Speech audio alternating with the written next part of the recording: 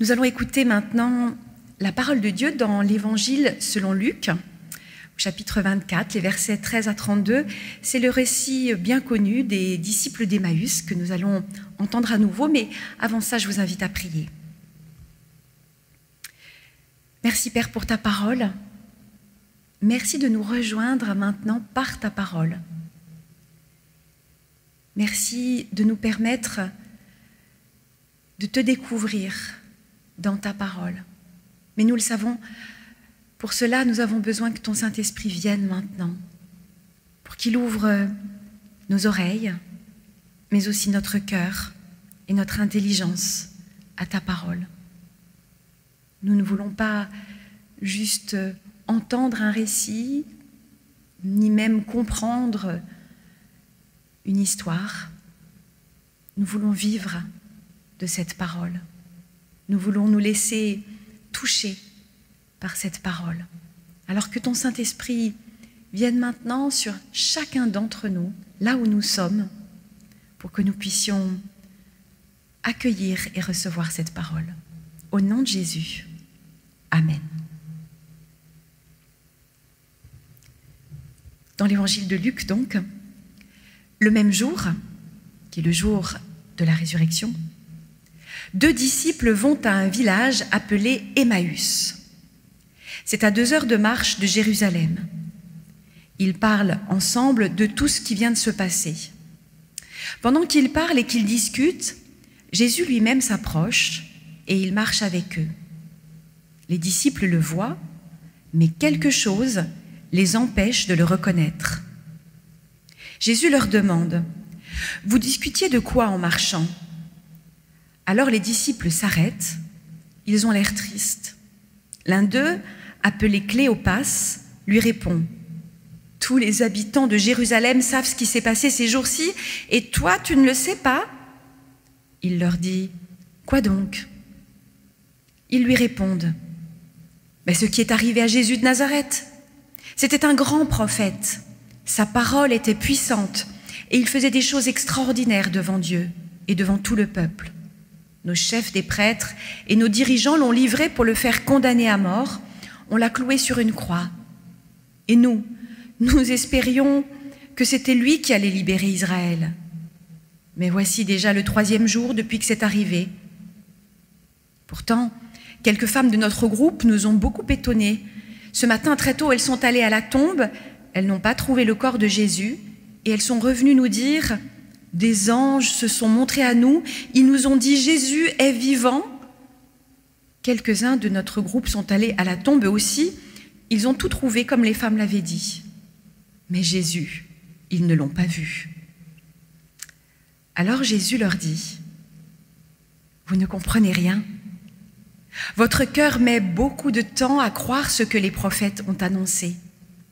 Il fallait que le Messie souffre de cette façon et que Dieu lui donne sa gloire. » Et Jésus leur explique ce que les livres saints disent à son sujet.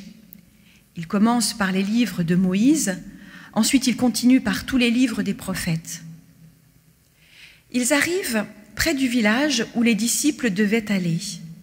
Jésus fait semblant d'aller plus loin, mais les 2 hommes lui disent en insistant « Reste avec nous. C'est le soir, et bientôt il va faire nuit. » Jésus entre dans la maison pour rester avec eux. Il se met à table avec eux, il prend le pain et dit la prière de bénédiction. Ensuite, il partage le pain et il le leur donne.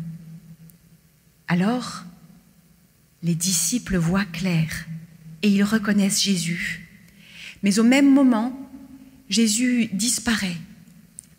Ils se disent l'un à l'autre « Oui, il y avait dans notre cœur comme un feu pendant qu'il nous parlait sur la route et nous expliquait les livres saints. » Ils se lèvent et ils retournent tout de suite à Jérusalem. Ils arrivent dans la ville, là où les 11 disciples et tous les autres sont réunis. Tous disent aux 2 disciples « C'est bien vrai, le Seigneur s'est réveillé de la mort, Simon l'a vu. » Les 2 disciples leur racontent ce qui s'est passé sur la route et ils disent « Nous avons reconnu Jésus, quand il a partagé le pain. Amen.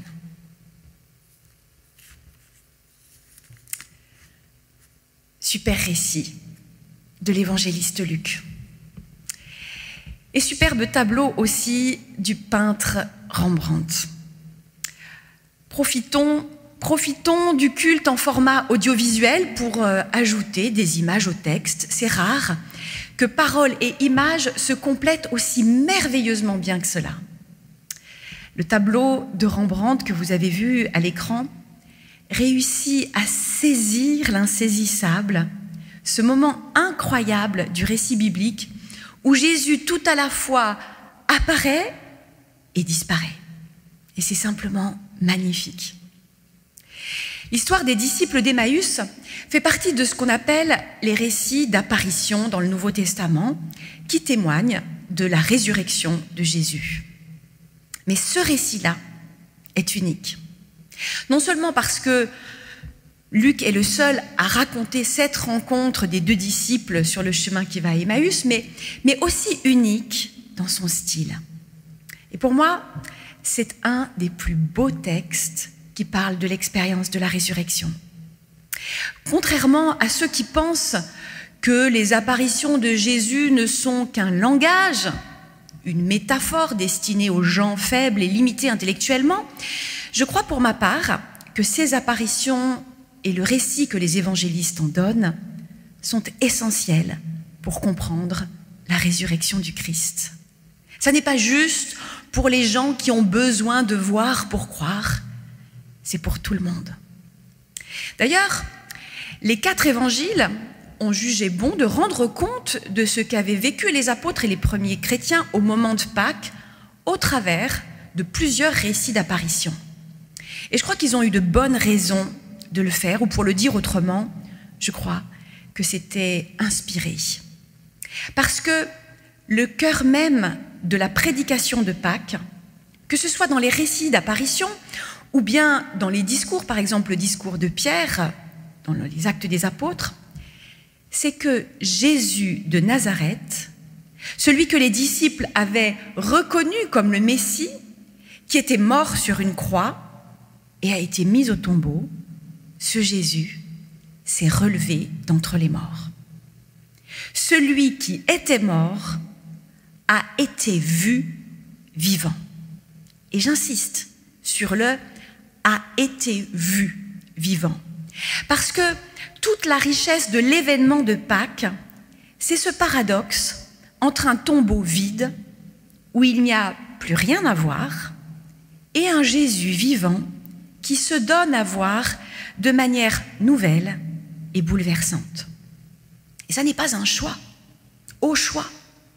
Le tombeau vide pour les grands intellectuels qui aiment manier les concepts et les apories, et les apparitions pour les petites gens qui ont besoin d'images pour comprendre? Non, non.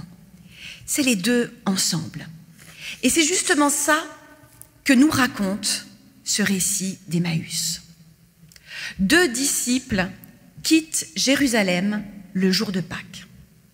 2 disciples qui ruminent leur dépit, leur déception et leur incompréhension par rapport à ce qui s'est passé sur la croix pour Jésus de Nazareth. 2 disciples qui ont entendu dire que le tombeau était vide, mais qui disent franco, ok, et alors? Nous, Jésus, on ne l'a pas vu. 2 disciples qui tournent le dos à Jésus parce qu'ils sont en panne dans leur foi, incapables de comprendre ce qui s'est passé, mais aussi incapables de croire que Dieu marche toujours avec eux. La suite, vous la connaissez. Jésus qui les rejoint en marchant, mais qu'ils ne reconnaissent pas. Jésus qui les questionne et qui ensuite leur fait une longue étude biblique sur les livres de Moïse et des prophètes pour leur expliquer ce qu'ils ont eu justement tant de mal à comprendre, le sens de l'histoire, la stratégie de Dieu. Mais ça n'est que la moitié du chemin. Croire, ça n'est pas juste savoir ou comprendre. Croire en la résurrection, c'est aussi et surtout accepter de s'y confronter vraiment. Accepter de vivre soi-même une conversion du regard, une conversion tout court. Car c'est là que nous convoque le récit de Luc. Et c'est là aussi où le peintre Rembrandt nous a donné rendez-vous.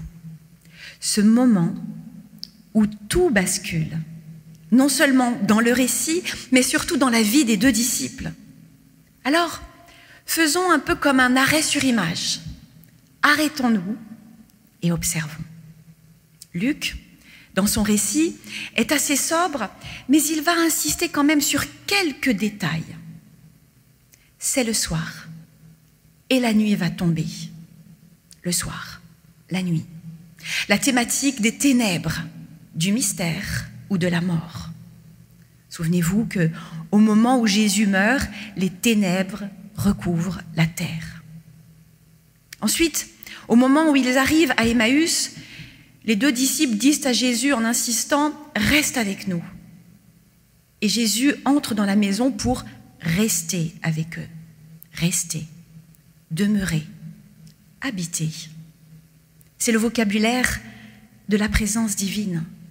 C'est le vocabulaire que Jésus lui-même utilisera dans Jean 15.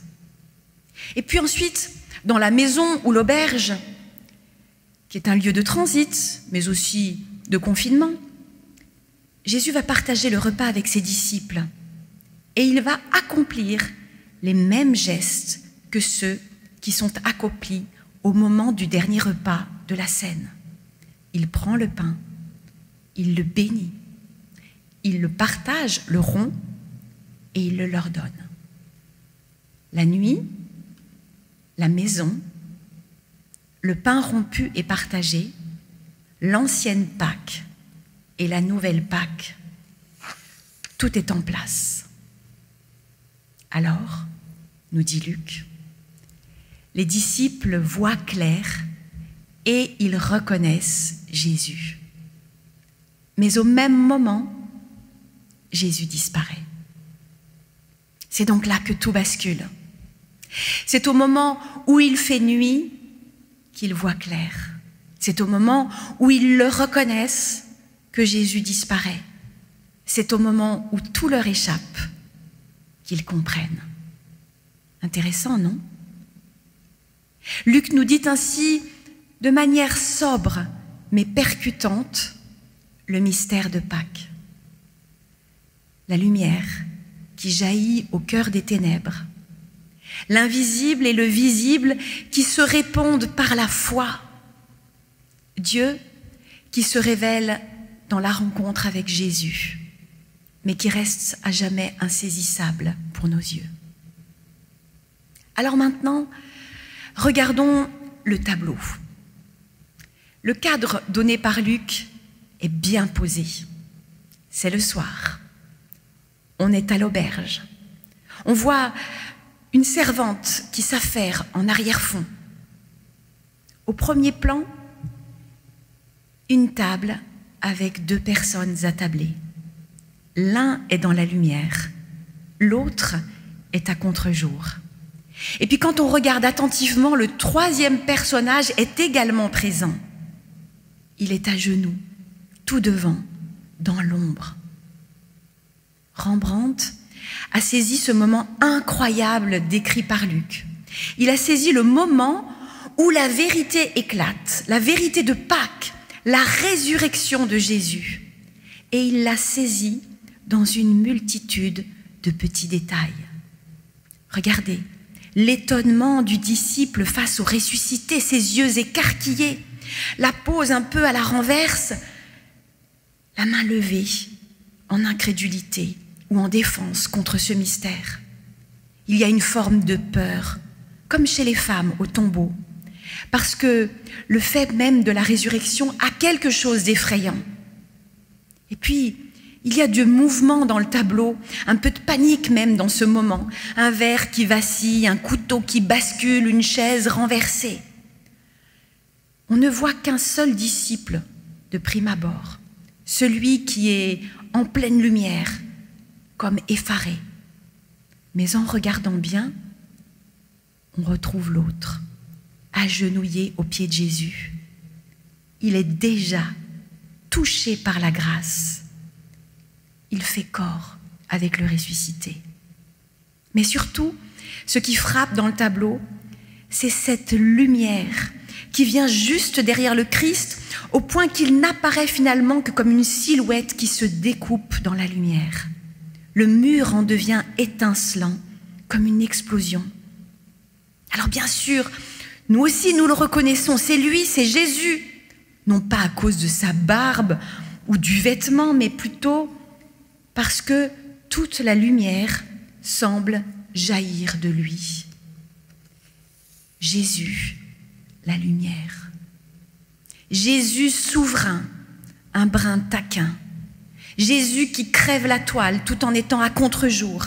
C'est une apparition et c'est une disparition à la fois. Il est totalement là et déjà plus là. C'est un instant éclatant, bouleversant, insaisissable.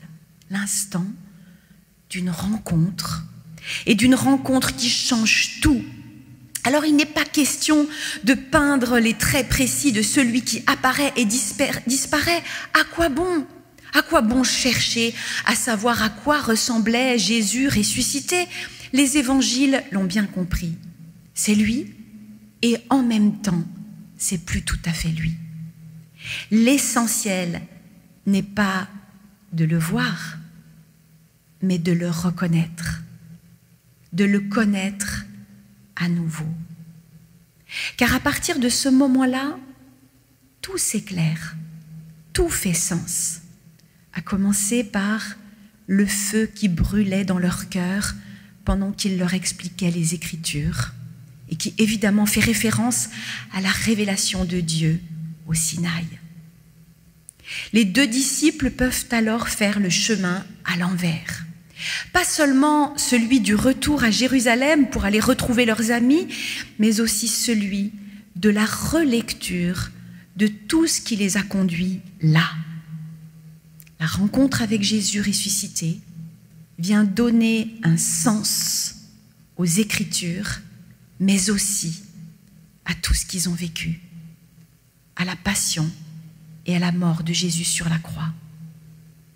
Tout ce que Jésus leur a expliqué en chemin, ils ne pouvaient pas vraiment le comprendre tant qu'ils n'avaient pas vu et reconnu le ressuscité. C'est l'histoire d'une conversion, en fait. Alors, bien sûr, beaucoup d'entre nous diront « Mais moi, je n'ai jamais vu le ressuscité. » C'est vrai. Moi non plus. En tout cas, pas au sens où cela nous est raconté ici. Il y a une distance entre ce qu'ont vécu les disciples qui ont connu Jésus physiquement il y a 2000 ans et ce que nous sommes appelés à vivre. C'est clair. Mais tous, d'une manière ou d'une autre, nous l'avons rencontré. Nous n'avons pas juste cru à un principe ou une idée. Nous avons rencontré le Christ au détour d'un chemin, d'une prière, d'une parole, d'une présence inexplicable qui nous a bouleversés, d'un feu qui s'est mis à brûler en nous. Nous l'avons rencontré et nous l'avons reconnu. Et cela a bouleversé notre existence. Les récits d'apparition, comme celui des pèlerins d'Emmaüs, sont là pour nous aider à cheminer dans une foi qui n'est pas juste intellectuelle, mais également tangible, sensible, spirituelle. Ces récits sont précieux pour nous préparer à accueillir vraiment la présence du Christ ressuscité dans toutes ses modalités, y compris celle du visible. Il s'agit avant tout, pour nous, de voir clair et de reconnaître, nous dit l'évangile de Luc, le Christ d'après Pâques, ce n'est pas un Jésus conceptuel. C'est encore et toujours Dieu qui vient à ma rencontre. Dieu qui me parle. Dieu qui éclaire ma vie par sa présence. Dieu qui me touche, y compris physiquement. Oui, Dieu qui me guérit. Dieu qui renverse mes principes et mes cadres trop étroits. Dieu qui m'aime au point d'affronter la souffrance, le rejet et la haine pour moi. Dieu qui défait la mort pour moi. Dieu qui se donne à voir dans la nuit pour qu'un jour nouveau commence. Dieu qui se donne à voir en Jésus le Christ, vivant à jamais. Dieu qui me donne son esprit pour que je croie, pour que je vois. Alors oui, je dois avouer que ce n'est pas toujours évident pour moi, que tout cela a quelque chose de déroutant, de bouleversant, d'effrayant même, que tout cela n'est pas rationnel, pas raisonnable, pas explicable. Mais au tombeau vide, comme à Emmaüs, le visible et l'invisible se rejoignent pour me dire « Laisse tomber tes principes, laisse tomber tes certitudes, ton rationalisme et tout ce qui te rassure à peu de frais. Ouvre les yeux et tu me verras. Ouvre ton cœur et tu comprendras. Christ est ressuscité. Il est vraiment ressuscité. Amen.